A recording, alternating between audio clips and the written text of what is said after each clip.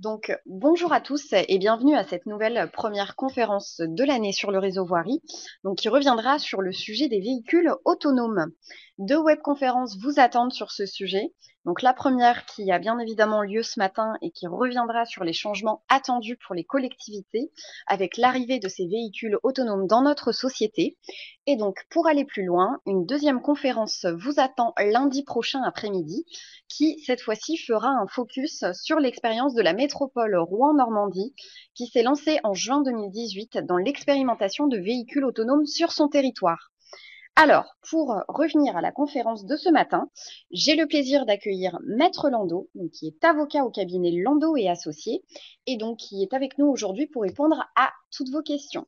Bonjour Maître. Bonjour madame, bonjour à tous, bonne année. Alors, avant de lui laisser la parole, je vous rappelle bien évidemment que vous pouvez interagir avec nous et donc poser toutes vos questions à Maître Landau. Pour cela, je vous invite à utiliser le module de dialogue qui est présent sous le support présentation PowerPoint et nous ferons bien évidemment un temps pour répondre à toutes vos interrogations. Donc, sans plus attendre, je vais désormais lui laisser la parole et je vous souhaite à tous bien évidemment une très bonne conférence. Oui, alors, l'angle qui est le mien, évidemment, est un angle juridique. Autant dire que sur le sujet qui nous intéresse, on est entre le prospectif et la boule de cristal. On a intitulé voiture autonome droit dans le mur juridique. C'est un peu pour rire, c'est un peu aussi vrai. C'est-à-dire que les remises en cause juridiques en ce domaine sont beaucoup plus considérable qu'on ne le croit quand on commence à gratter, mais les conséquences également pour les collectivités territoriales, notamment pour la voirie, la signalisation routière, sont considérables, mais on voit que l'adaptation de la voirie au PMR va en être peut-être transformée, y compris l'adaptation visuelle, puisque finalement, pour caricaturer, un trottoir sera peut-être moins utile, mais des ruptures de couleurs seront peut-être plus utiles, par exemple. On va avoir des révolutions aussi potentielles, non seulement sur les mobilités urbaines, mais sur la gestion des parkings, par exemple, hein, de tout ce qui est parc de stationnement. Alors, donc, on est un peu comme, d'une manière générale, on est tous dans notre droit et dans notre société, un peu comme un conducteur dans un véhicule autonome, c'est-à-dire ça va plus vite et on contrôle pas tout à fait la machine et on essaie de la contrôler de temps en temps, ne serait-ce que pour des raisons prévisionnelles et démocratiques. Et là, on est nous-mêmes dans une évolution, c'est-à-dire que le véhicule autonome s'inscrit dans un mouvement qui est lui-même un tourbillon de révolution. Évolution de la multimodalité, très bien, mais enfin cette multimodalité elle-même est en train d'évoluer très très vite. On est en train de passer de location centralisée façon historiquement ce que fut Autolib Vélib par exemple dans la métropole du Grand Paris, même si ce n'est pas porté par la métropole juridiquement, vers d'autres révolutions du free floating avec identification des véhicules par GPS certes, mais en général une gestion des batteries même pour les véhicules qui n'est plus forcément sur des bandes fixes à normes uniques. On se retrouve très souvent avec des bornes maintenant qui tiennent des batteries qui tiennent plusieurs jours et on va se déplacer. Une évolution de la réflexion sur les pratiques sur la voiture en ville. On se retrouve, c'est bien connu que les grandes villes ont une baisse de leur trafic qui est voulue mais qui est également naturelle. Les trottoirs s'élargissent, les voies dédiées se multiplient, la multimodalité se met en place, les nouvelles générations sont moins voitures, et par contre, cela remet en cause complètement la gestion de la périurbanité dans les grandes métropoles. Les petites villes et les villes moyennes, beaucoup d'observateurs disent qu'ils sont en train de vivre des révolutions différentes, mais qui évoquent un peu ce que furent celles des grandes villes ou ce que sont celles des grandes villes avec un effet retard. Ce point étant discuté, étant débattu, le but de cette webconférence n'est pas d'entrer dans ces débats, mais qui sont tout à fait passionnants. Par ailleurs, tous dans l'usage des véhicules, des vélos, mais aussi des ordinateurs, des logiciels, des films, pensez au streaming, on a de plus en plus un usage, une location, plutôt qu'une acquisition et une propriété. On l'a connu pour nos disques, on le connaît pour nos films, on commence à la connaître pour nos vélos, est-ce qu'on va la connaître pour nos voitures? C'est-à-dire que c'est pas uniquement une question de véhicule autonome, mais est-ce que c'est moi qui achète un véhicule autonome ou est-ce que j'aurai des flottes de véhicules autonomes? C'est quand même pas du tout la même réponse. Et je n'aurai pas forcément la même réponse à ces questions-là en grande urbanité ou dans les villes petites et moyennes. Or, comme une des questions qu'on va se poser, c'est qui est responsable de quoi? Si je suis sur de la location, j'aurai pas les mêmes réponses à ça que si je suis sur la propriété. Ce qui est passionnant, hein. Enfin, moi, je trouve ça passionnant. On est dans l'ère du big data et de l'intelligence artificielle. Très bien. Alors, on va me dire, oui, bon, c'est un poncif que de le dire. Le volume de data qui va être échangé en véhicule autonome, la traçabilité de votre vie privée par le véhicule autonome, notamment si vous êtes propriétaire ou si vous avez un abonnement, conduisent à des problèmes de cybersécurité d'une part et des problèmes d'appropriation de contrôle. Combiné avec le fait qu'en Chine, on commence à avoir un rating social qui fait que les gens auront des droits plus ou moins ouverts selon leur profil social, combiné avec le droit d'utiliser en location ou pas une voiture autonome et le fait que vous serez traçable par le véhicule autonome, est un sérieux problème quand même. Néanmoins, il y a des potentialités, des choses passionnantes aussi. Vous voyez qu'on est au cœur, en réalité, de l'interconnexion de tout ceci. Hein.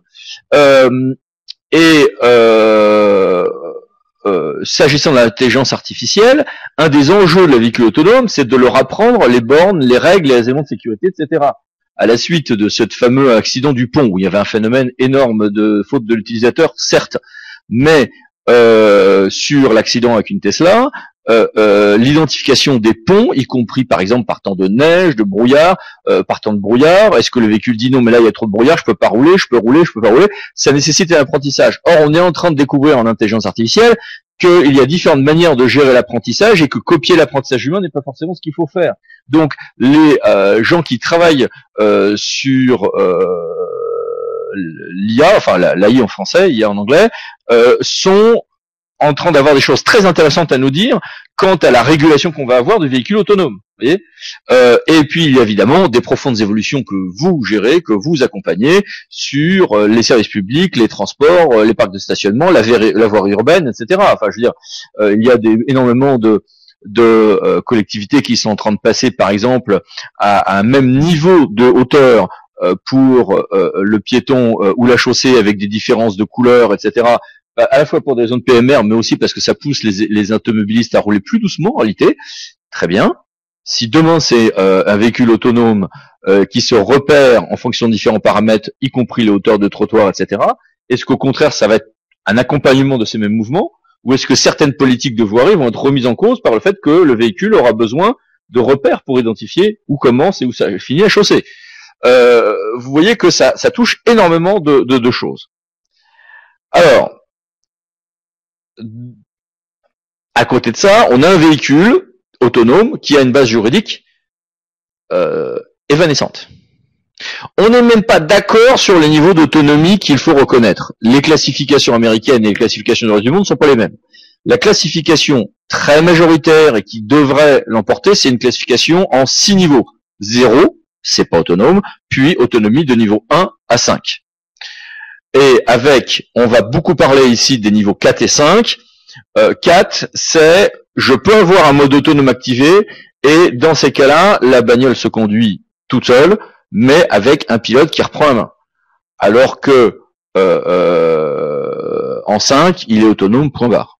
Je rentre dans mon véhicule et il part autonome. Alors que dans les niveaux 2 et 3, on a des choses que l'on connaît déjà, que l'on pratique déjà, notamment pour le niveau 2, c'est-à-dire le conducteur en niveau 2 assure la conduite dynamique, mais il y a un conduite autonome et on gère l'orientation, la vitesse, les écarts de voirie, etc. Et en niveau 3, on a je suis vigilant, mais je reprendrai la main sur le véhicule quand c'est sollicite. Donc en clair, la Tesla est en niveau 3 et glisse vers le niveau 4 de temps en temps, mais les questions qui se posent aujourd'hui, c'est le 4 et 5. On n'est pas uniquement sur la voiture, on est bien sur tous les véhicules. Pensons au transport public, pensons par exemple aux réflexions de TCSP sur le Douaisis par exemple, qui initialement était sans conducteur, puis finalement avec un conducteur à côté, mais avec une tentative en ce sens il y a déjà quelques années. Pensons aux livraisons avec les fameux futurs camions Tesla ou les réflexions aujourd'hui. Pensons à l'évolution des taxis, etc. qui du coup pourrait ne pas être enfin qui serait une voiture, mais pas forcément du coup sur les formats avec conduite avant et arrière que l'on connaît aujourd'hui par exemple. On a un cadre juridique international. La Convention de Vienne de 68 a été modifiée, mais insuffisamment, mais nous permet quand même de gérer au moins jusqu'au niveau 3, le niveau 4 et 5, ça se discute. Précisons que quasiment le monde entier, notamment les États-Unis, le Japon, la Chine, etc., estime que du coup, on peut aller au moins jusqu'à gestion de niveau 4 avec la Convention de Vienne, et que ça n'a pas été le point de vue ni du Quai d'Orsay ni du Conseil d'État, avec une prudence, notamment sur le niveau 4, qui est à peu près critiquée par le monde entier.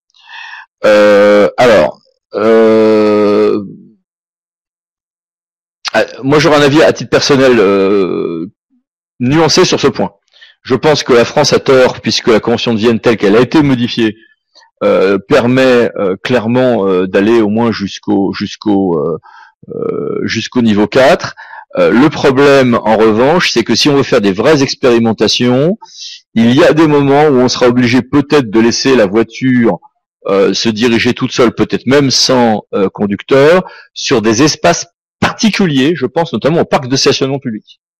On en parlera tout à l'heure. Et là, pour le coup, il y a des expérimentations qui seraient vraiment utiles et où pour le coup, il y a vraiment un problème au regard de la Convention de Vienne. Bon, mais en même temps, on n'est pas sur de la conduite en voirie ouverte. Donc, bref, la position de la France est frileuse et quasiment le monde entier la critique. Quand je dis le Japon se tâte, mais justement, il y a des débats en ce moment même au Japon là-dessus. J'aurai le plaisir d'y faire une conférence à ce propos dans un mois pour le ministère de l'Université de Tokyo. En France, on a un cadre juridique qui existe, c'est la bonne nouvelle. Il n'y a rien dedans, c'est la mauvaise nouvelle. L'article 37 de la loi sur la transition énergétique pour la croissance et l'ordonnance de 2016 dit juste que on peut expérimenter et puis 2-3 petites choses dedans, enfin quand même pas grand chose. Puis on a eu un décret en 2018 mais qui permet finalement des expérimentations, mais enfin bon voilà, toute expérimentation d'un véhicule à délégation de conduite destinée au transport public de personnes que décide une période d'essai sans voyageurs qui donne lieu avant le transport de personnes à un compte rendu de transport ministre chargé des transports. Enfin, on est sur des... Enfin, vous l'auriez fait même si on l'avait pas mis dans le décret quand même, hein, c'est la moindre des choses. On a effectivement sinon des expérimentations avec un titre provisoire de circulation spécifique, etc. Bon, oui, bon, ça existe. Voilà, mais enfin, on va pas, ça ne donne pas beaucoup d'indications. Il était question d'autoriser plus de choses et d'encadrer plus et de prévoir des réflexions sur la responsabilité. Tout ceci a été balayé par le Conseil d'État dans un avis non contentieux que j'ai cité tout à l'heure. Alors, face à ça, quels sont les espoirs suscités par cette technique? Et ensuite, on verra les craintes. Le premier espoir, évidemment, c'est une diminution du nombre d'accidents. Sur 1,6 million de kilomètres parcourus, Google a eu 12 accidents. Et on n'est pas sur un ratio du coup de 12 que divise 1,6 million de kilomètres parcourus, à pondérer par le fait de savoir si on est en urbain, en rural, etc. Et puis les routes américaines ne sont pas les routes françaises. Mais Google signale que en réalité, à chaque fois qu'il y a eu un accident ou un problème, ils peuvent reparamétrer le logiciel beaucoup plus que nous pouvons apprendre de nos erreurs. Parce que si moi je fais une bêtise avec mon véhicule, l'apprentissage ne concernera que moi et ne sera pas transmis aux autres conducteurs. Alors que là, oui, par des reprogrammations logicielles. Donc, les promoteurs du véhicule autonome disent que non seulement les ratios d'accidents aujourd'hui sont faibles, presque tous induisent de l'humain, presque tous, mais surtout, c'était à chaque fois améliorable. C'est très vrai. Mais on a constaté que dans les erreurs humaines constituées dans les accidents, soit on avait des erreurs d'autres conducteurs que ceux du véhicule autonome, et auquel cas, rien à dire, mais très souvent, on a un temps de reprise en main du véhicule qui est lent pour le conducteur humain placé sur le siège mais qui laisse sa voiture conduire, et qui est lent parce que son attention a déconnecté, parce qu'il a trop confiance dans le véhicule, etc. Dans le fameux accident du pont qui concernait non plus Google mais Tesla, La personne avait vu sa vie sauvée déjà une fois par le véhicule autonome qui a réagi plus vite que ne l'aurait fait un humain, et tout le monde savait que ça avait sauvé sa vie. Mais du coup, il a eu un temps de réaction, alors je sais plus si c'était 9 secondes ou 7 secondes, enfin un temps très très lent, parce qu'il devait faire autre chose, parce qu'il avait trop confiance dans son véhicule, quoi, tout simplement. On espère tous à une amélioration de la mobilité. Alors il y a des dans le petit bouquin que j'ai écrit là-dessus et qui est en téléchargement gratuit sur mon site internet, enfin sur notre blog plus précisément, il y a plusieurs études universitaires qui ne convergent pas toutes, mais qui conduisent effectivement à des ratios d'amélioration de la mobilité, de fluidité, de parking énormes. Mais derrière, notamment pour le parking, tout va dépendre si on est en free floating, si on est en location, si on est propriétaire de son propre véhicule, comme est-ce que les parcs de stationnement publics changent ou pas leur gestion. Ça change complètement les résultats en termes de mobilité. C'est pour ça qu'on a des ratios, si vous voulez, des études et des chiffres complètement discordants aujourd'hui, parce que les hypothèses de travail ne sont pas les mêmes en réalité. Sur les parkings, l'université de Toronto va jusqu'à nous prédire 62% de véhicules en plus en parc de stationnement. Alors moi, j'ai un peu de mal à y croire. Je serais tenté de penser que c'est plus. Mais ce qu'il faut bien comprendre, c'est que l'idée des promoteurs de tout ceci, c'est pas seulement une plus grande fluidité. Et évidemment, si je suis sur de la location avec du free floating et que derrière les bagnoles vont se garer toutes seules, oui, là j'ai une amélioration énorme du parc de stationnement parce que j'ai aussi un meilleur usage de la flotte de véhicules. Mais au minimum, même si je suis propriétaire de mon véhicule et qu'il va se garer tout seul, l'idée c'est qu'on aurait pas mal de parcs de stationnement qui deviendraient un jeu de Tetris, c'est-à-dire je laisse ma voiture à l'entrée du parc de stationnement, super, et du coup je n'ai même plus, si vous voulez, d'aller et de contre-aller entre les véhicules. Les véhicules se retasent et font de façon Tetris, toc toc, je me déplace, ma véhicule, j'indique à mon smartphone que dans 5 minutes je vais chercher mon véhicule, et tous les véhicules vont se déplacer tout seuls, toc toc toc toc toc toc, la bagnole va sortir, hop hop, les autres se remettent, il n'y a même pas besoin d'espace plus que 2 cm entre les voitures. C'est super, c'est rigolo, ça risque d'être visuellement amusant, sauf que pour un gestionnaire de parc de stationnement ou pour un juriste, ça pose des tas de problèmes. Ça veut dire que je contrôle ma voiture à distance, ça veut dire que je n'ai pas les clés ou les accès à les véhicules, que je donne les accès aux véhicules peut-être au gestionnaire de parc, ou que ça va être géré à distance. Qui sera responsable si le véhicule percute un piéton dans le parking? C'est mon véhicule, c'est moi qui actionne à distance, mais le gestionnaire de parking lui-même est censé faire un monitoring. Les questions de responsabilité sont totalement différentes. Ben voilà, c'est abyssal quand on commence à gratter tout ce que ça change en réalité. Révolution des transports publics, on l'évoquait. Alors, fluidité et donc moins de carbone. Oui, alors, bon, d'abord, on serait sur des véhicules presque toujours électriques qui consomment moins de carbone, mais qui continuent à mettre des particules, que sont les particules notamment de freinage, même si dans le véhicule électrique, il y a moins de particules pour le freinage parce qu'une partie de l'énergie est remise dans le véhicule. Alors après, on a toujours tout ce qu'il y a sur les réseaux disant que le véhicule électrique est plus polluant à cause des terres rares, etc. Dire ça, c'est largement faux et c'est surtout plus adapté à l'évolution aujourd'hui de ce que sont en train de devenir les batteries ou de ce qui seront dans 5 ou 10 ans. Cessons de défendre le diesel avec des mauvaises raisons. Mais inversement, ne prétendons pas que tout ceci c'est la panacée, qu'il n'y a plus de particules, c'est pas vrai. Il continue à y avoir des particules sur d'abrasion des freins et des pneumatiques qui sont moindres qu'en véhicule thermique, mais qui existent aussi. Après, est-ce qu'on passe après l'hydrogène, c'est encore une autre question. Et donc, mais la simple fluidité et une conduite plus douce avec moins d'accélération de freinage entraîne aussi déjà mécaniquement moins de carbone. Il n'y a pas d'ailleurs, on peut avoir très bien un véhicule autonome qui soit thermique, essence ou diesel. Simplement, à l'échelle de 10 ans, ça sera loin d'être la majorité de l'espèce, c'est une évidence. À côté de ce paysage merveilleux, il y a quand même des défis à relever et des craintes qui sont sérieuses. D'abord, je l'évoquais tout à l'heure, les informations personnelles. Alors, la CNIL nous a fait un magnifique pacte de conformité en octobre 2017. On a un règlement de l'Union européenne, etc. Il y a les règles RGPD, mais le nombre de data nous permettant de tracer les détails de notre vie via le véhicule autonome ne sont quand même pas des détails. Bon. Ensuite, on a évidemment beaucoup de gens, dont notamment la Fédération française des assurances, qui dit qu'il faudrait une boîte noire. L'Allemagne va dans ce sens, hein, par exemple, dans les véhicules. En termes de responsabilité, on peut le comprendre, puisqu'on va le voir tout à l'heure, les questions de responsabilité sont à repenser en cas de véhicule autonome, mais on verra que c'est sans doute à repenser dans certains types de véhicules autonomes plus que sur d'autres. Mais est-ce que l'on a dans ce cadre-là pas un risque également sur notre vie privée? Cybersécurité. Est-ce que je peux prendre mon smartphone façon joystick et contrôler le véhicule autonome qui est là et le transformer si je suis facétieux, je l'arrête, j'ouvre les portes et je rigole.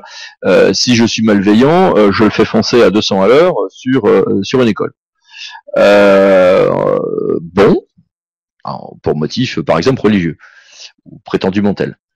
Ouais, bah dit comme ça, évidemment, c'est un peu inquiétant. Pourtant, ça existe. Pourtant, les tests aujourd'hui en matière de cybersécurité ne sont pas si rassurants que ça. Donc, ça ne veut pas dire qu'on ne peut pas le faire, ça veut dire qu'il y a un paramètre à prendre en compte. Évidemment, crainte en matière d'emploi. Je veux dire, si demain un de mes enfants m'annonce qu'il veut être chauffeur-livreur ou chauffeur de taxi, je ne suis pas inquiet sur les 10 premières années de leur travail, mais je serai quand même inquiet sur le long terme. Ceci dit, soyons clairs, dès qu'on parle d'intelligence artificielle, tous dans chacun de nos boulots, y compris les avocats, avons une réflexion profonde à faire sur l'évolution de notre métier au regard de l'AI, de intelligence artificielle, IA en français, AI en anglais. Donc je vous ai mis quelques références, notamment sur ces questions de piratage, des études américaines intéressantes dont je vous ai mis les références en bas de cette diapo numéro 8. Et puis alors ce dont nous parle à chaque fois, hein, si on veut regarder aux 20h un truc sur le véhicule autonome, c'est de ça dont on parlera. C'est un sujet passionnant, mais c'est pas le seul. Mais c'est un sujet passionnant, c'est choix éthique. Est-ce qu'on va privilégier le conducteur ou le piéton? Le véhicule devra faire un choix. Enfin, comme on l'a déjà aujourd'hui avec notre volant. Hein. Je vais trop vite. Est-ce que je reste sur la route, je m'en sortirai moi, mais je tue un enfant? Ou est-ce que je prends le mur qui est à droite? Voilà, j'ai un mur là, boum, tac, je rentre dedans. Je risque de mourir, mais je suis certain de sauver l'enfant parce qu'il n'y a personne sur le trottoir et qu'il y a un mur derrière, donc ça va arrêter mon véhicule. On a déjà ce choix en réalité. On l'a déjà, sauf que c'est vrai que là, désormais, on va le paramétrer. Et le paramétrer par avance. Et que les choix éthiques que l'on va tous afficher dans des conversations entre amis, seront-ils les mêmes que ceux que l'on fera à quelques secondes de ce qui sera peut-être notre mort? J'espère que oui, mais c'est pas sûr. Maintenant, une fois qu'on a dit ça, en réalité, on voit que si on gratte, les questions sont beaucoup plus compliquées. Beaucoup plus compliquées. Très souvent, on induit l'âge des personnes à protéger. Eh bien, si vous induisez l'âge des personnes à protéger, je vais avant tout protéger le piéton si, dans l'Occident, on aura un peu moins de réticence, c'est le résultat d'enquête, à protéger un enfant qu'une personne âgée. On se dit, bon... statistiquement, moins de temps à vivre, est-ce que ça vaut le coup que je meure pour quelqu'un qui semble avoir 100 ans? Par contre, protéger un enfant, oui, je me tue. Eh bien, vous posez la question nazie, le respect aux personnes âgées fait que les statistiques sont presque inverses. Passionnant. Je paramètre comment au niveau mondial? Est-ce que je veux faire sur le nombre de personnes protégées? Spontanément, je suis avec mon véhicule normal aujourd'hui dans la rue. Je vois que je risque de tuer 5 personnes. Je suppose, j'espère, que j'aurai le réflexe de préférer de mettre ma vie gravement en danger en mettant ma véhicule dans le fossé et dans le mur, plutôt que de tuer 5 personnes. J'espère que j'aurai le réflexe pour une personne, que j'aurai le même, mais c'est moins certain, humainement. Est-ce que je le paramètre comme ça dans la machine, selon une personne à protéger, l'âge? L'âge apparent selon la machine, mais voilà. Selon le degré de protection, comment je préhende que la personne a des chances de s'esquiver? Nous, visuellement, on peut deviner si les personnes sont en train d'être paralysées par la terreur ou sont prêtes à appliquer un sprint en fonction de leur âge, de leur attitude, de leur gestuelle. Véhicule autonome, je le paramètre ça, je le paramètre pas, je lui demande de comprendre, d'apprendre ça à terme ou pas. Et puis après tout, beaucoup de juristes, notamment ceux qui sont influencés par ce qu'on a appelé la théorie du risque en responsabilité civile dans les années 80, notamment conduisant la loi Badinter, disent attendez, moi je prends le véhicule, je fais une activité risquée, c'est donc à moi de prendre le risque. Sous-entendu, le paramétrage devait être plutôt au détriment de ma vie à moi, plutôt que des piétons, parce que moi, conducteur, je fais l'activité risquée qui est de prendre sa bagnole. Je vous laisse développer ce raisonnement auprès de certains publics contestataires en ce moment. Face à ces choix éthiques, qu'en réalité, encore une fois, nous avons déjà, mais c'est une chose que de l'avoir dans le cœur d'un accident, dans des cas rares en réalité, statistiquement, et de le paramétrer dans une machine quand même. Mais encore une fois, paramétrer la vie et la mort dans une machine est quelque chose que notre société doit affronter aujourd'hui.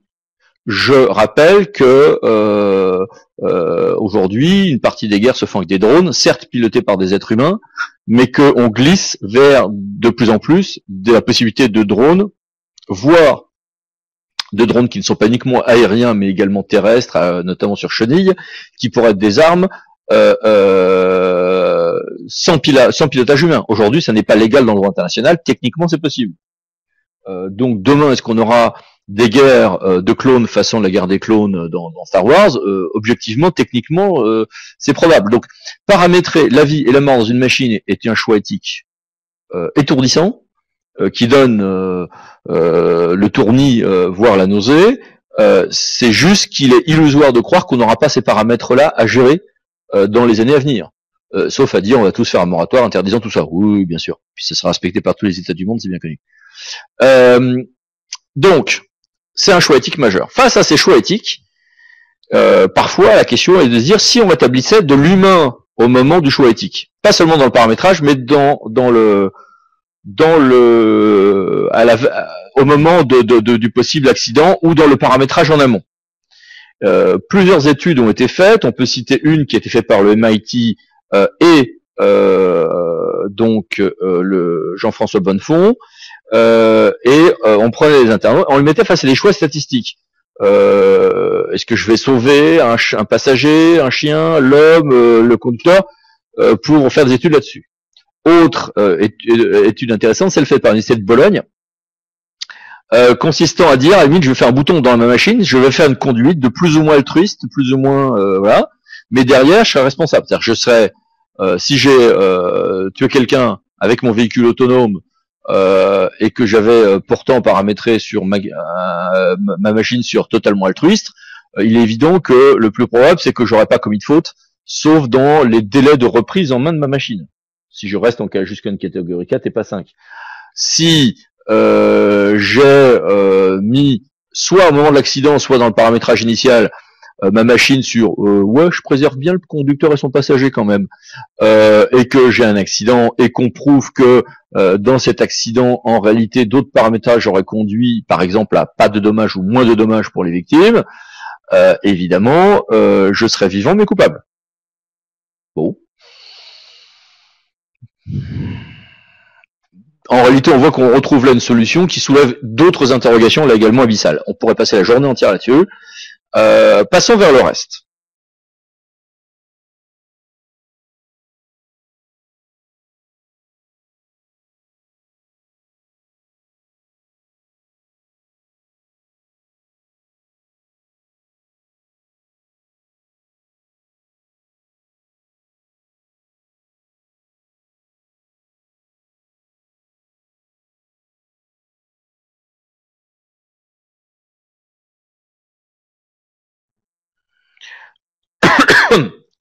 Le Conseil d'État et le Parlement européen face à ça nous ont fait des beaux textes donnant des pistes de réflexion.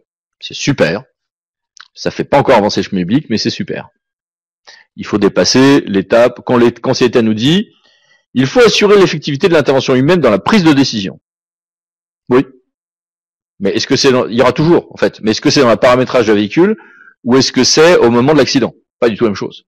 Veiller à la non-discrimination, oui. Garantie de procédure de transparence, oui. Contrôle des résultats produits par les algorithmes, oui, bien sûr. Ce sont des évidences, mais oui, bien sûr. Le Parlement européen fait à peu près la même chose, des constats comparables, on va les évoquer d'ailleurs tout à l'heure, mais en disant qu'il faut préserver la dignité, l'autodétermination humaine, un robot doit rester une machine, oui, très bien, bon, on en discutera dans 2 siècles, pour l'instant, oui. Et j'espère que dans 2 siècles, l'humain restera distinct de la machine, et supérieur à la machine, et que la machine... Mais on a des évolutions tout à fait considérables quand même à prendre en compte là-dessus. Les belles intentions, c'est une chose. Il y a des choses, quand le Conseil d'État dit il faut assurer l'effectivité de l'intention humaine dans la prise de décision, par exemple, c'est du concret. Mais le vrai concret, ça sera à quel moment et comment. Donc c'est un principe qui est utile de poser. On voit qu'il est urgent de dépasser ce genre de stade de réflexion. En fait, tous les amateurs du sujet auront reconnu l'obligation d'adapter les fameuses lois d'Asimov. La première de ces lois, c'était un robot ne peut attenter à la sécurité de l'être humain ni par inaction, ni par action, ni par inaction, donc, permettre qu'un humain soit mis en danger. Cette règle, qui est une règle de base de la robotique, là, pour le coup, pour les drones bien sûr, mais aussi pour les véhicules autonomes, est à faire évoluer.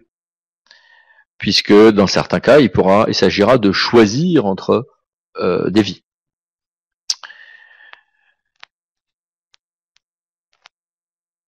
Autre élément de défi à relever, les adaptations par territoire. 62% des routes indiennes ne sont pas pavées. Enfin, en anglais, elles ne sont pas couvertes, revêtues.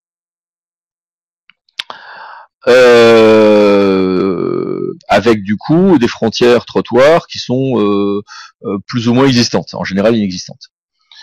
Je fais comment? J'évoquais le cas inverse, aux communes, genre Vincennes ou autres, où on a aujourd'hui des travaux très intéressants d'identification de couleurs entre trottoirs et chaussées, avec une adaptation du coup parfaite au PMR, mais aussi une incitation pour les véhicules à rouler lentement par différents effets visuels.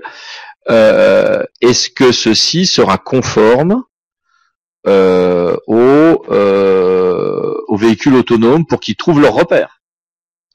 Le brouillard, à quel moment on décide de s'arrêter ou de rouler doucement, à voir. Adaptation aussi pour nous tous, pour vous tous, des chaussées et des ponts. La machine va devoir identifier et reconnaître un pont d'autres éléments, une chaussée, etc. Très bien. Anticiper le caractère plus ou moins glissant, par exemple, quand on passe sur des passages piétons avec du coup des changements d'adhérence. Très bien. Ce que fait un conducteur naturel sans y penser, et là c'est des apprentissages qu'on découvre être compliqués. Très bien. Mais c'est aussi une adaptation pour les personnels en charge de la signalétique. Si on est sur des panneaux de signalisation, mais que ces panneaux de signalisation, demain, est-ce qu'ils transmettront des informations par voie électronique au véhicule, ou est-ce que c'est le véhicule qui va scanner les panneaux et s'adapter? Et là aussi, problème d'anticipation de la malveillance. Je veux dire, je suis un être humain, j'ai un panneau triangulaire qui m'indique un danger. Il est couvert par un tag ou par un imbécile qui a mis un sac poubelle dessus. Moi, être humain, je reconnais vaguement une forme triangulaire. Dans l'espace que je vois, je peux identifier en fonction de paramètres très complexes qu'une machine aura du mal à appréhender, aujourd'hui en tout cas, que oui, il y a peut-être une situation dangereuse, même si je ne comprends pas ce qui se passe, même si c'est peut-être les services de la voirie qui ont banalisé et désactivé, si j'ose dire, ce panneau, je vais avoir le réflexe de freiner. Est-ce que la machine va l'avoir? Est-ce que je peux pas avoir un imbécile qui va faire exprès de créer des accidents en taguant ou mettant des sacs poubelles noirs sur tous les panneaux qui seront du coup pas identifiés par la machine et qui aura beaucoup de mal à prendre que si je vois un sac poubelle, alors danger parce que sac poubelle il y en a partout. Bon, enfin ou autre voie d'identification. Voilà. Et c'est là où se posent les questions d'apprentissage en intelligence artificielle, où il y a différentes techniques, différents résultats, et de ce point de vue-là, les juristes, les autorités en charge de la signalétique, les structures qui s'occupent de ces véhicules ont besoin de travailler ensemble, mais de travailler aussi avec ceux qui font du machine learning pour identifier ce que à terme de 5 ou 10 ans, les machines seront gérées ou pas de ce point de vue-là, pour ce qui est des signalétiques routières notamment, ou des frontières de route par route, etc.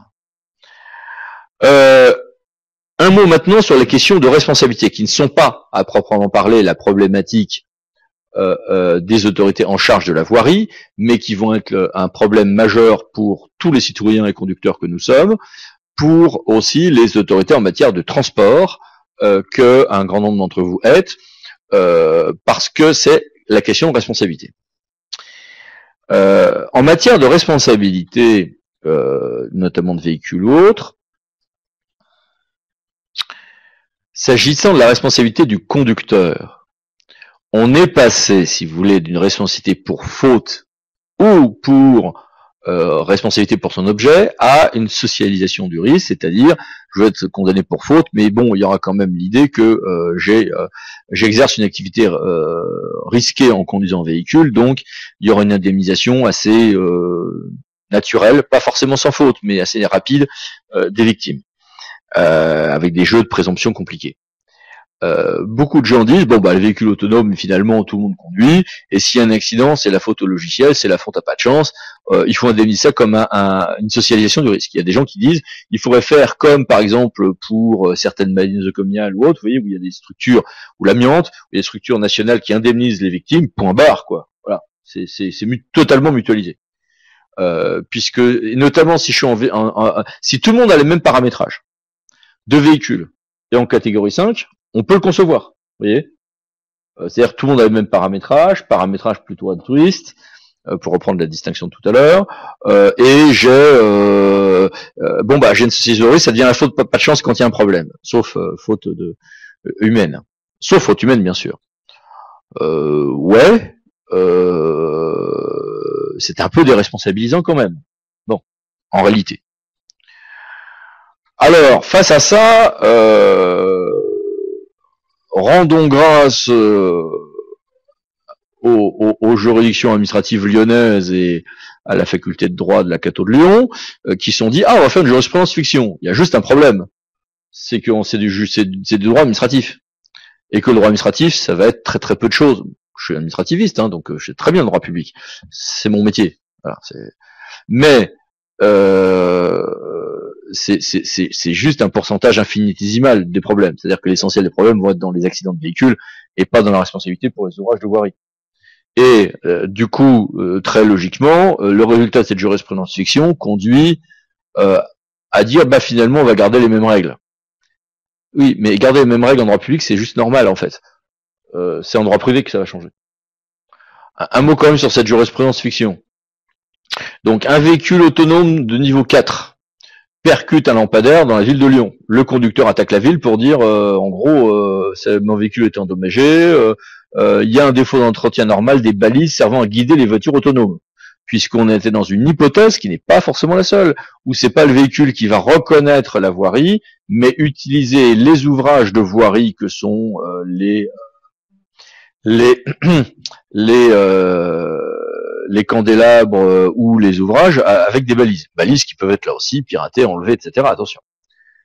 Dans ce cas-là, que nous dit-on en termes de responsabilité pour les ouvrages en responsabilité publique, responsabilité de travaux publics? Les règles de base, vous les connaissez, je vous les rappelle. Si je suis non usager de l'ouvrage, j'aurai une indemnisation sans faute, sous réserve de la faute de la victime, etc., etc. Si je suis usager de l'ouvrage, J'aurai une responsabilité, mais uniquement si je démontre une faute dans la conception ou l'entretien normal de l'ouvrage. Voilà, la règle de base, c'est ça. Après, on peut passer une année entière à détailler tout ceci, mais la règle de base, c'est ça. Que nous dit le tribunal administratif de Lyon dans l'hypothèse en question?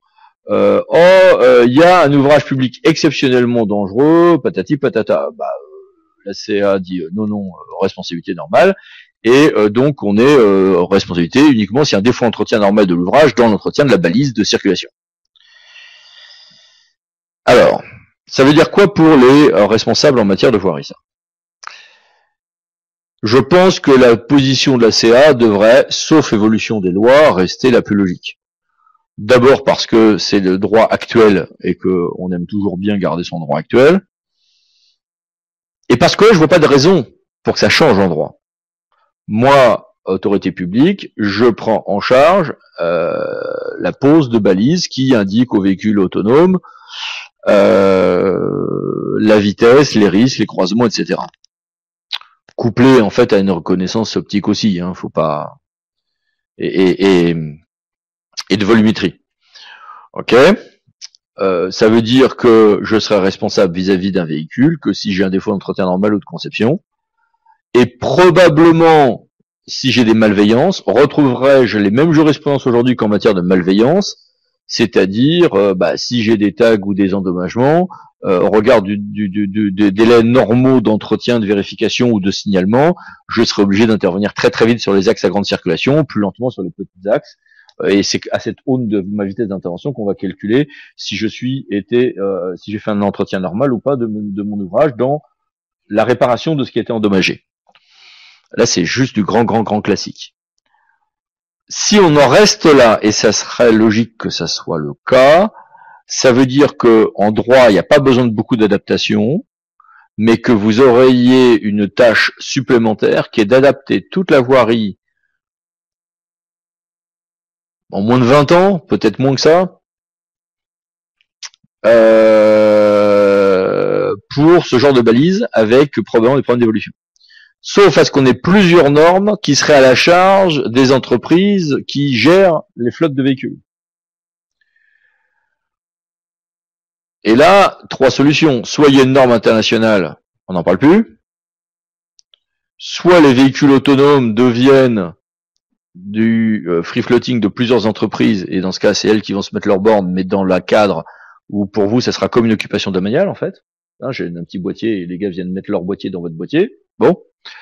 Soit je reste sur un modèle façon ce que fut Autolib, c'est-à-dire une délégation de services publics, et du coup j'ai plus qu'un seul modèle, un seul attributaire, mais moi, personne publique, je suis obligé de m'occuper de tout, c'est-à-dire les normes électriques, les recharges, les machins, etc. Alors que l'état de la technique fait que tant pour la charge que pour la localisation des véhicules, qu'on parle d'une trottinette ou d'un véhicule, on n'a plus besoin de ce qu'apportait le monopole il y a quelques années quand Autolib a été lancé. Bon, ok. L'Europe, de son côté, nous dit qu'il faut que la Commission propose des lignes de conduite, c'est le cas de le dire, et un instrument législatif, qu'il y a un régime d'assurance obligatoire adapté à ce nouveau paramètre, oui, qu'il y a une responsabilité graduée en fonction de l'autonomie et l'importance de la formation des robots par un humain, très bien, et donc une responsabilité du producteur. Parce que vous voyez bien qu'en cas d'accident demain, on aura la responsabilité du constructeur, la responsabilité du gestionnaire de logiciel, la responsabilité de la victime pour l'exonération tout partielle ou totale de la faute au titre d'une faute éventuelle de la victime, responsabilité du conducteur, ça fait responsabilité éventuellement de la collectivité publique pour les orages de voirie, ça fait encore plus de personnes qu'aujourd'hui, si vous voulez. En réalité. On commence à la voir avec les problèmes de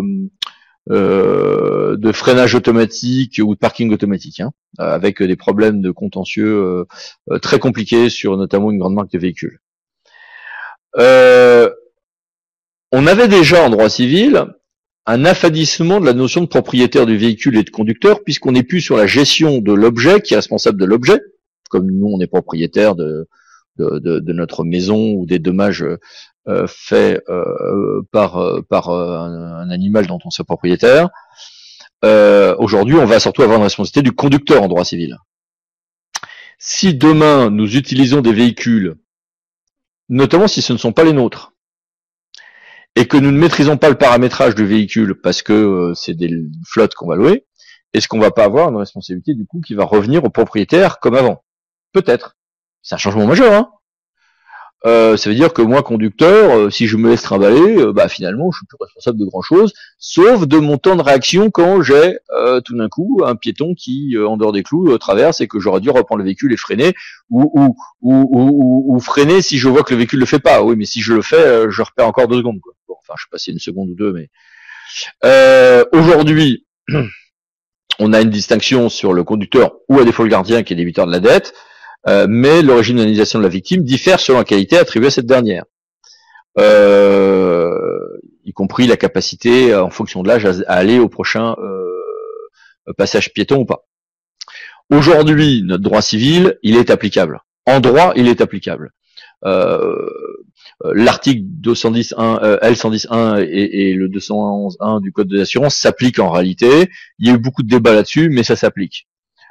Sauf que ça s'applique, mais que c'est pas forcément très adapté, comme on vient de l'évoquer ensemble. Donc certains auteurs, Iris Barsan par exemple, disent qu'il faudrait s'inspirer de la modification du code de la route allemand, qui, en fonction de ces nouveaux paramètres, distingue désormais le conducteur qui conduit le véhicule et le concepteur du système de pilotage automatique lorsque le véhicule est autonome, qui devient responsable de premier rang. À mon avis, c'est juste du bon sens. Bon. S'agissant de la responsabilité pénale, on a également des problématiques comparables.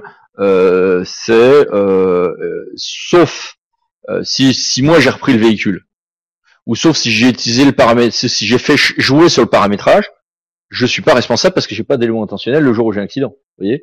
Mais est-ce que j'étais imprudent? Est-ce que j'étais dans les infractions de négligence ou d'imprudence? Or, en matière de négligence ou d'imprudence, j'applique la loi Fauchon de juillet 2000, l'article à l'article 121-1 du Code pénal, qui fait que je serai responsable soit si je suis la cause directe du préjudice, or presque toujours je serai semi-factoriel, très souvent ça sera le paramétrage du véhicule qui sera responsable, soit sinon j'ai violé délibérément une règle de sécurité dont la violation peut entraîner un risque grave et immédiat pour autrui, ou sinon il faudra que j'ai fait une faute caractérisée.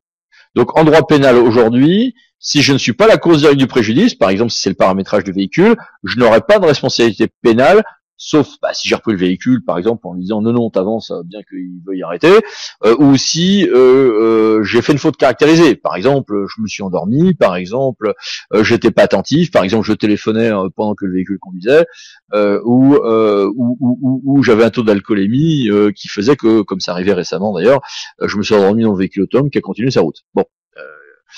Aux États-Unis, il y a un gars qui s'est arrêté, la bagnole a fait plusieurs centaines de kilomètres et le gars était ivre au volant. Bon. Certains disent qu'il faudrait du coup combiner les véhicules autonomes avec des alcotests, bloquant le démarrage sinon. Même si c'est des choses qui là aussi peuvent être, quand il y a plusieurs conducteurs notamment, contournées par de la triche. Bon, il y a beaucoup de véhicules autonomes en réalité qui peuvent identifier aujourd'hui si le conducteur a un comportement qui semble inattentif. C'est là où il y a un problème de paramétrage visiblement dans la Tesla en question, puisque ça ne semble plus poser trop de difficultés que d'identifier qu'un conducteur ne bouge plus, ne semble pas réagir aux stimuli qui sont ceux de la conduite, et dans ces cas-là, le véhicule est censé normalement arrêter et se garer. Alors, il y a des débats ensuite entre juristes en disant, du coup, il faut qu'on reglisse vers la responsabilité du fait des choses, on l'a évoqué, et d'autres disent, non, mais en fait, tout dépend de savoir si le conducteur sera actif ou passif. Mais dans ce cas-là, on en revient à la solution allemande, en fait. Oui, mais dans ce cas-là, si on en est là, on va imposer des boîtes noires. Vous voyez, c'est-à-dire que si on a besoin à ce point de savoir quelle était la part du conducteur et la part du conducteur, il faut des boîtes noires. Oui, mais dans ce cas, au problème de vie personnelle, si vous voulez. Alors pour les collectivités territoriales, les adaptations vont être énormes. On a évoqué tout ce qui était voirie, chaussée, organiser les différentes mobilités, s'adapter à des protections différentes. Quid des trottoirs, gestion des ouvrages qui vont héberger ou pas des balises selon l'évolution des techniques, donc adaptation des panneaux de signalisation, sans doute une gestion différente des risques de cybersécurité et de délinquance et de dégradation, mais qui seront peut-être du coup à payer par les sociétés qui derrière feront circuler des véhicules autonomes. Mais là aussi, qu'est-ce qu'on va vers des modèles de location ou d'achat?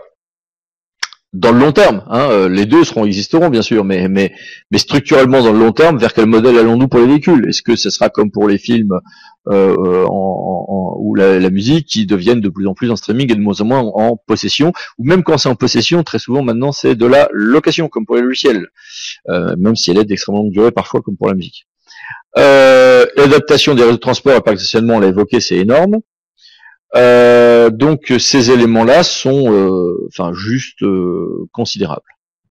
Face à ça, la question se pose de savoir si le monde entier va rouler du même côté. Il y a une forte implication dans tous les États, très bien, mais en ordre complètement dispersé. Les positions chinoises, américaines, japonaises, françaises, etc. sont pas forcément font pas tout à fait les mêmes. Lors de la révision de la Convention de 68 de Vienne en 2015, il y a eu un vrai désir d'uniformité, mais dans l'interprétation de cette révision de 2015, les États sont aujourd'hui pas d'accord, ce qui est quand même assez agaçant. Sur la partie RGPD, l'Union européenne est la seule aujourd'hui grande entité supranationale à s'être dotée d'un corps très fort sur la protection des données et des personnes via le RGPD.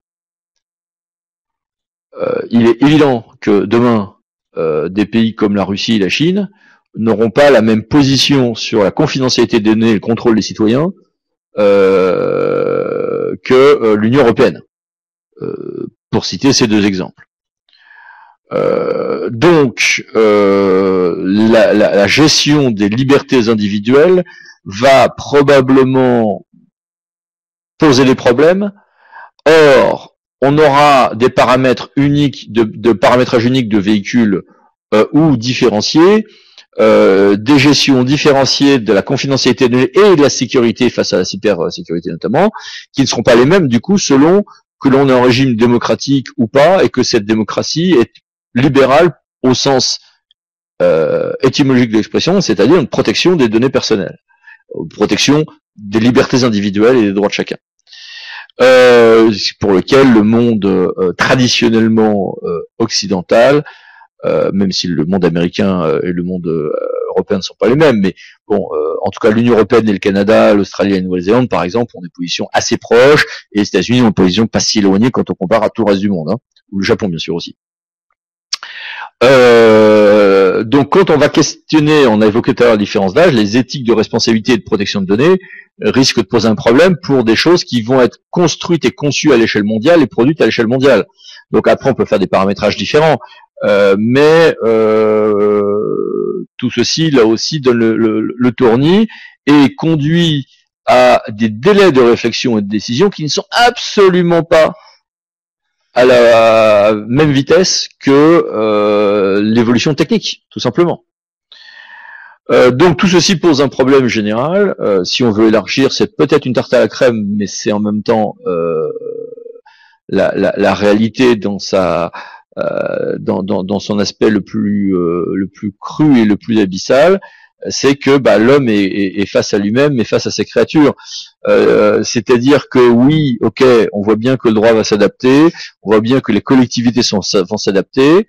On n'aura pas le même monde si demain ça glisse par exemple vers des modèles où tout ceci glisse vers des DSP, encore une fois façon fonctionnement d'Autolib initialement conçu, qui n'avait pas pour vocation de gérer tout le parc de véhicules de la métropole francilienne bien sûr, mais est-ce qu'on va vers un système où finalement on va contrôler tout ceci, y compris, et dans ce cas-là on aura une homogénéité si vous voulez entre notre parc de stationnement, la voie, etc., mais des différences par territoire, ou est-ce qu'on va garder un système d'entreprise mais free floating? Est-ce qu'on va être propriétaire de son véhicule? Si on est propriétaire de son véhicule, dans ce cas-là on va vouloir peut-être choisir tel ou tel type de paramétrage, du coup quel contrôle des paramétrages au niveau national? Est-ce que on aura une adaptation du coup très individuelle ou très collective de ces nouvelles paramètres dans les nouvelles mobilités? Par ailleurs, on est dans une période où on a une évolution des mobilités urbaines vers de plus en plus de vraies multimodalités. Ça, tout le monde l'a prévu et organisé depuis des années, mais on l'organisait sous un mode service public, c'est-à-dire je vais d'un outil à un autre, organisé par le monde public. Aujourd'hui, avec le GPS, la multiplication des outils et une gestion différente notamment des batteries, on se retrouve avec, dans les grandes villes, le passage de services, de multimodalité de services publics vers également la combinaison de ceci avec des outils et des modes de déplacement beaucoup plus variés. Je vais prendre un vélo ceci, une trottinette cela, combiner ça avec mon réseau de transport en commun, mais là tout d'un coup je vais prendre une bagnole avec des nouvelles générations qui ne cherchent pas forcément dans notre propriétaire. Tout ceci conduit du coup à une appropriation différente de cette multimodalité, puisque le service public doit leur coordonner, mais en n'ayant pas la maîtrise de tous les outils, et en ayant une évolution, une évolutivité des techniques et des outils qui est étourdissante. C'est-à-dire vos projets urbains de voirie, etc., vous allez les planifier sur 5 ou 10 ans, en sachant que dans 5 ans, en fait, les paramètres auront été totalement différents. Enfin, peut-être très différents. C'est passionnant, mais très difficile quand même. Et puis surtout, mais encore une fois, pensons aussi à l'évolution à côté, sur les ordinateurs, les robots militaires, etc. Un problème de l'homme qui doit penser à ces outils. Je veux dire, quand dans quelques années, des logiciels prédictifs en droit diront votre chance de contentieux c'est tant, que ce soit vrai ou pas vrai, que ce soit bien ou pas bien, peu importe, ça influera considérablement le suivi juridique, l'activité contentieuse, etc. Il en ira de même dans énormément de nos métiers, où l'intelligence artificielle va tout bouleverser. Et donc on se retrouve face aux mêmes tournis que ceux que l'on avait à la lecture des lois d'Asimov ou dans Métropolis de Fritz Lang. Voilà. Asimov avait dit à un moment donné, l'aspect le plus triste de notre vie aujourd'hui est que la science acquiert des connaissances plus vite que la société n'acquiert la sagesse. C'est exactement ça, c'est-à-dire le droit est en train de s'adapter plus lentement que l'évolution de la société. Il n'y a pas de consensus national en réalité ni international sur les éthiques de responsabilité et qui fait quoi là-dessus. Vous avez à gérer vos territoires en fonction de paramètres où vous ne contrôlez plus tous les outils de mobilité. Vous les avez jamais contrôlés. Mais la voiture, on la canalisait et les services publics urbains de transport étaient l'alternative à la voiture. Aujourd'hui, non seulement les autres modes de transport se développent, mais avec des modalités de possession ou d'usage différents. On a une évolution extrêmement rapide de tout ceci. Des modèles unifiés qui sont remise en question au moins pour tout ce qui est voiture, taxi, VTC, etc. Et donc l'adaptation, y compris de la signalétique routière et de la voirie, va être en aval de ça, mais va devoir se faire urgemment en fonction de paramètres qui ne sont pas encore tranchés en réalité. Et ceci est tout aussi abyssal que passionnant. J'étais un peu long, désolé, mais nous aurons grand plaisir à échanger sur tout ceci, je suppose. Je vous remercie, Maître Landau, pour votre intervention. Du coup, effectivement, nous allons passer aux petites questions et donc j'attire l'attention de tous les participants. Si vous avez encore des questions, n'hésitez pas à me les transmettre ou tout simplement, en fait, si vous souhaitez rebondir par rapport aux propos de Maître Landau, n'hésitez pas aussi pour nous dire un petit peu qu'est-ce que vous en pensez, qu'est-ce que ça évoque chez vous et puis est-ce que vous, en fait, vous avez envie aussi de vous lancer dans des expérimentations de véhicules autonomes sur vos territoires. Alors, première question, donc vous avez évoqué 5 niveaux d'autonomie. Donc, les premiers niveaux, bien évidemment, peuvent circuler actuellement. On a bien compris qu'il fallait aussi que des adaptations soient faites en matière d'infrastructure, panneaux de signalisation, etc., pour qu'on ait des équipements qui soient connectés. Mais en ce qui concerne les niveaux d'autonomie 3 à 5, à quelle échéance on pourra vraiment en parler et puis se dire on est en mesure aujourd'hui de faire rouler ce type de véhicule autonome sur nos routes?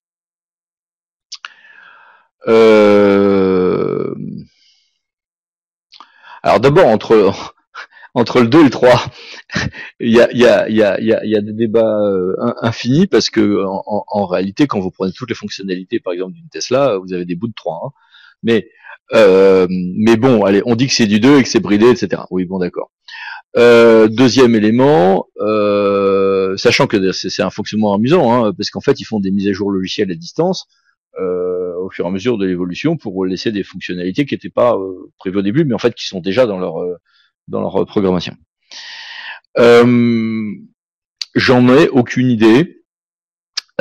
Si vous discutez avec des Américains, ils vous parlent de 5 ans. Si vous parlez avec des Européens ou des Japonais ou des Chinois, ils vous parlent de 10 ans. Mais on est dans ces endroits-là. Là, les personnes qui travaillent, par exemple, au ministère des Transports ou autres, auront sans doute plus de compétences que moi pour répondre. Comment dire? J'ai signalé que dans un mois, j'aurai le plaisir pour l'université de Tokyo et le ministère des Transports japonais de faire une conférence sur ce point, sur le droit européen, sur des éléments comparés de droit européen. Une délégation est venue de ces deux structures il y a tout début janvier en France. Un de leurs buts était d'avoir des réponses à ces questions. Ils ne les ont pas eues. Et un des rendez-vous prévus qui avait pour vocation justement à travailler sur des choses un peu opérationnelles a été annulé en dernière minute. Ce qui se fait pas avec des Japonais, ce qui se fait pas de cours, mais pas certainement pas avec des Japonais. Donc ça nous indique l'état de tâtonnement, mais c'est un état de tâtonnement qui est mondial. On peut pas en faire grief à notre gouvernement. Voilà, puis on en parle quand même de plus en plus. Enfin, dans l'actualité, c'est vraiment quelque chose. Reconnaissons que le gouvernement voulait aller beaucoup plus loin et faire des choses opérationnelles, et que c'est l'avis du Conseil d'État que j'ai cité tout à l'heure. Qui a un petit peu aussi bloqué, parce que si on commence à dire que alors le Conseil d'État dit quoi? Il a dit il n'y a pas besoin de changer sur la responsabilité parce que le droit actuel est déjà applicable. C'est vrai. Néanmoins, quelques précisions, c'était utile. Deux, il nous dit en tout cas, en tout état de cause, le 5, vous pouvez même pas l'expérimenter, en tout cas le faire sur le circuit privé, hein, mais pas en voirie. C'est pour ça que je me pose la question de savoir si la convention de 68 nous interdirait de le faire sur des parcs de stationnement finalement fermés. J'ai pas de réponse à ça, mais ça peut être ma méconnaissance parce qu'on n'est pas au cœur non plus de ce que je pratique au quotidien. Et donc le Conseil d'État, à partir du moment où il vous dit que le passage, notamment au niveau 5 sur voirie, et que même le cas c'est un peu limite au regard de la modification de la loi de traité 68 en 2005, 15 pardon. Du coup, ça veut dire que s'il faut qu'on refasse un traité international pour que ça évolue, alors là c'est plus 5 ans quoi, c'est 15 ans. Enfin, je veux dire, c'est 5 ans de discussion internationale, adaptation du droit français de nouveau 5 ans, expérimentation 5 ans, ok, ça devient 15 ans, vous voyez. Donc voilà. Jusqu'au niveau, en tout cas, jusqu'au niveau 3, voire 4, en l'état du droit, ça pourrait techniquement être fait en 5 ans. Simplement, on serait sur de l'expérimentation, on serait peut-être sur des cas un peu limités, et parce qu'après, il y a l'adaptation aussi de la voirie, ces fameuses bornes, etc., qui sont énormes, sauf si le machine learning nous dit, pas du tout, il n'y a plus besoin de faire des bornes sur ouvrages publics qui sont quand même compliqués à sécuriser aussi derrière. Hein. Ça va être un problème finalement. La machine, ça y est, c'est parfaitement identifier les risques comme l'œil et le cerveau humain. On n'en est pas là. Mais on est clairement aujourd'hui, demain, on est sur une combinaison de toute manière d'identification visuelle, de volumétrie et de ces bornes. On n'est pas sur du monofactoriel. Heureusement d'ailleurs pour limiter les accidents, parce que sinon n'importe quel imbécile pourrait conduire à créer des accidents en bas de chez lui. En tout cas, en matière de voirie, on parle aussi beaucoup de routes du futur, de routes 4G, routes connectées, donc au final, les deux se rejoignent. Ah, bah complètement. Les volumes de data échangés sont énormes. Voilà. Et puis, vous avez raison.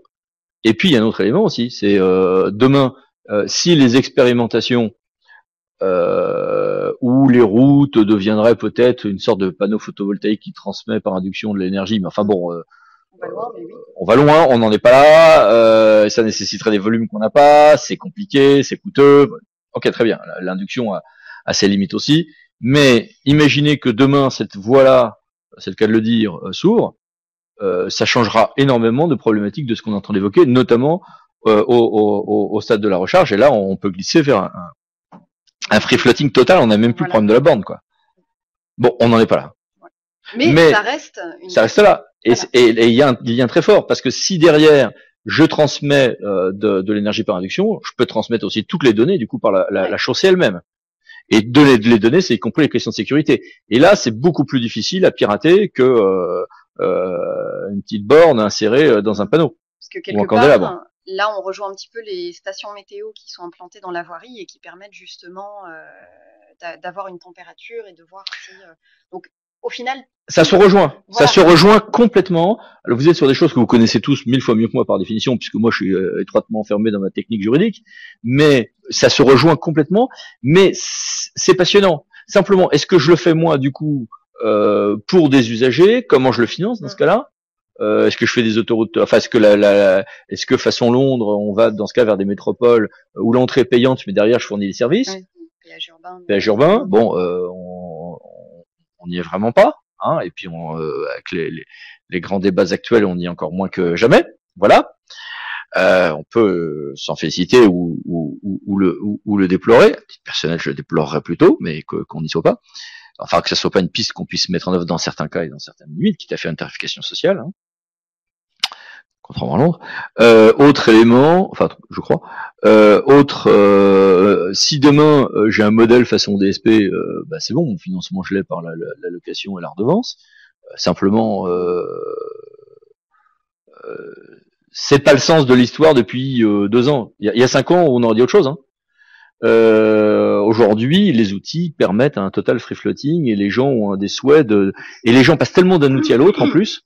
Et il y a une telle évolutivité que on est, enfin comment dire, gérer ça sur des contrats de 15 ou 20 ans, c'est juste aujourd'hui inadapté en fonction du rythme d'évolution des techniques. Mais il y a quand même, si demain c'est la voirie qui sert peut-être d'arrivée d'énergie et en tout cas d'information, il y a un problème là-dessus quand même, hein, y compris de financement. Voilà, donc ça c'était une question aussi justement, puisqu'on a parlé d'évolution, donc que ce soit d'infrastructures routières ou bien des équipements, donc panneaux de signalisation, etc. Qui va prendre en charge en fait le remplacement et l'évolution de tous ces équipements communicants? Est-ce qu'il y aura des aides? Est-ce que Aujourd'hui, je n'en sais rien. Je n'en sais rien parce qu'il y a peut-être des projets dont je n'ai pas connaissance, c'est possible. Mais je n'ai pas entendu parler d'avancées suffisamment claires des réflexions sur ce point. D'accord, donc il n'y a pas de piste évoquée. Alors, pas à ma connaissance. Ceci dit, le ministère de la Transition écologique et solidaire qui avait fait un document de 90 pages là, très très intéressant là-dessus. Je m'étais promis de le lire avant la conférence d'aujourd'hui, mais voilà, j'ai fini un certain nombre de dossiers hier soir. Il n'était plus en ligne matin, j'ai pas le courage. Et je m'étais justement dit qu'il fallait que je reparcours ce document, ce que je n'avais pas fait depuis plusieurs mois. Justement parce que j'avais vaguement le souvenir qu'il y avait un truc là-dessus dans ce document. Donc ça, il faudra que je le revérifie. Voilà. D'accord. Bah, écoutez... mais la solution clairement là-dessus, de toute manière, demain, soit j'ai un modèle façon DSP. J'y crois pas trop, mais bon. Et là, j'ai les rémunérations qui est faite.